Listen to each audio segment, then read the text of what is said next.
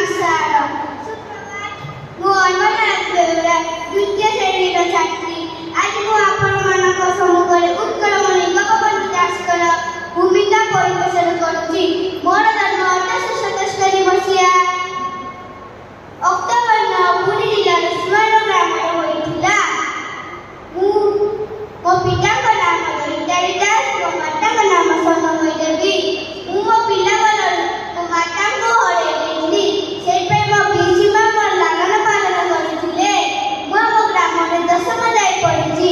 ତେବେ କଟକ ରେଭେନ୍ସା କଲେଜରେ BA pass କରିକି କଲିକତାରେ ଓକିଲାତି କରିଛି। ମୁଁ କର୍ମକୁ ବିଶ୍ୱାସ କରେ। ମନୁଷ୍ୟ ଜୀବନ ନୁହେଁ କେବଳ ବର୍ଷ ମାସ ଦିନ ଦଣ୍ଡ।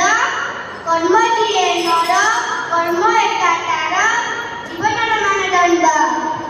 ଆଉ ଗୋଟେ କଥା ମନେ ରଖ, ମନୁଷ୍ୟ ସେବା ହିଁ ମାଧବ ସେବା। That's really wonderful.